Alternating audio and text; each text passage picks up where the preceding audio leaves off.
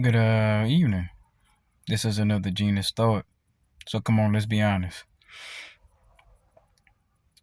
I want to be honest this evening about the fact that I have to be real with you and let you know that we have to not forget about our ancestors, forefathers, the ones that came before us, and particularly the ones that suffered for us. We got to realize what happened to our people throughout the generations that's led us up to what we see today, which causes all the effects of the behavior of what you see with a lot of our people that today that they display on public platforms and also for the world to see publicly. What my people got to realize is, which they don't want to deal with because they don't want to deal with the ugly past,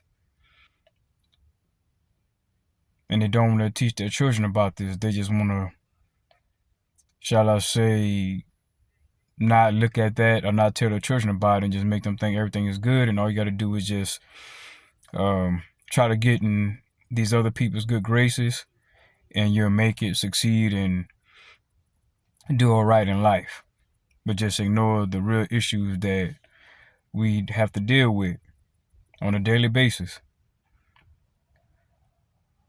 You have to realize that our people were bred at one time during bondage.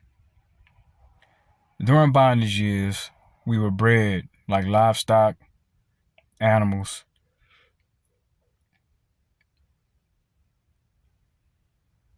And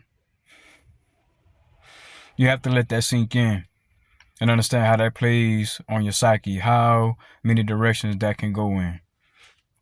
And that's just a small tip of the iceberg of other monstrosities that took place. And I don't bring this up to have people hate other groups of people, in particular white people. We know it's not about that. It's not in our nature to hate another culture of people. The only people that we hate is our own people. That's who we display that for. But we don't naturally display that for anyone else, and nor should you. Because you're supposed to have love for your humankind. But that's not what we get from these people that had us in bondage in the way that they had us in bondage. Yeah, other groups of people had their hands in it, but who had us the longest and did us the worst was these people that we begged to get back on the plantation with during the civil rights movement or the 60s. That was actually our step into walking back on the plantation. Because segregation was actually better for our people than integration was as a whole. Because we were forced to deal with each other. So when you're forced to deal with each other and forced to do your own thing, we was able to prosper and to start build, and to maintain our community and actually have a community and actually be able to help each other because you had no choice. So integration wasn't something that they really was fighting. They were just showing how bad we wanted to come back on this plantation.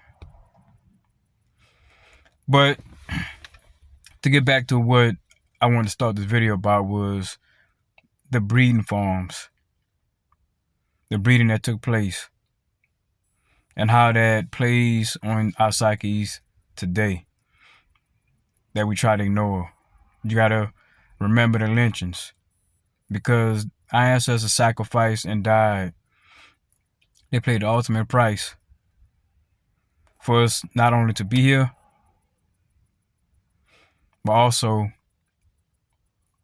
for us to be able to get back and to start to learn our history before we was in bondage. But they had to endure all that torture, belittling, dehumanizing They had to deal with all that to have us move forward during that time. Because when all this was going on, of course, you know, the breeding was going on during slavery, but afterwards, it was the lynchings. Because after we were freed, it didn't go the way they planned it. So then what came next? The lynchings. And then what came with that? Our progressive communities became bombed and burned once they seen that we were doing what we needed to do. And we were surpassing them in a lot of different areas. And again, this is not about hating groups of people. It's about knowing where you come from and not forgetting those that came before you that ultimately suffered, so you can do what you're doing today. But also, you just got to stop and think how they feel about seeing the way we behave today and what we display to the world, you know, to the mass of people, or what they try to display to the mass of people about the way we behave and how we interact with each other. Just something I want you to think about, and I encourage my people to not be afraid or shy away or not be interested in a part of your history that you have to deal with, and you need to make sure you teach your children about it, because they need to know what type of other group of human that they're dealing with when they step out into the world. Because as we all know, I mean, we see it every day, all day, is that it's still a lot of those descendants from these people that did the lynches, that was owning their livestock of people. A lot of them are still benefiting, and also a lot of them still have that same mindset that the ancestors had that was participating in these atrocities. So I'll probably be back with some more information, or just some more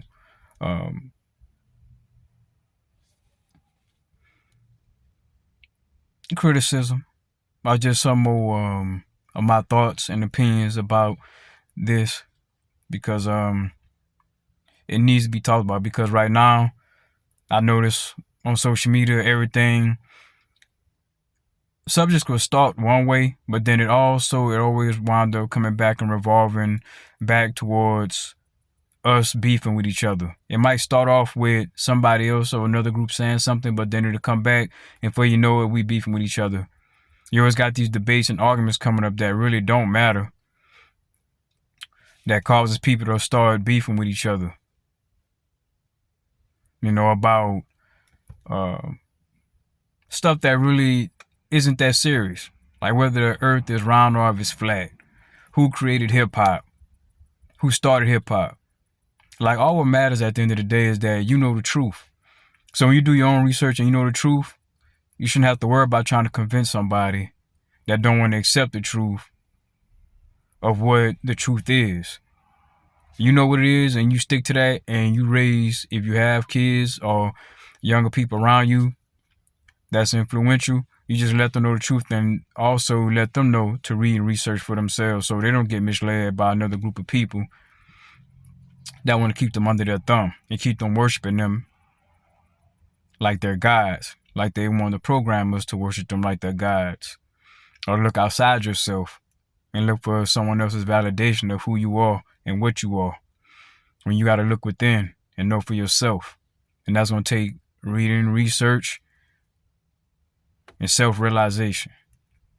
But yeah, that's all I have for this evening. And yeah, have a good night. Again, this is POR, Product of Rejection. This is Genius Rising signing out. Later.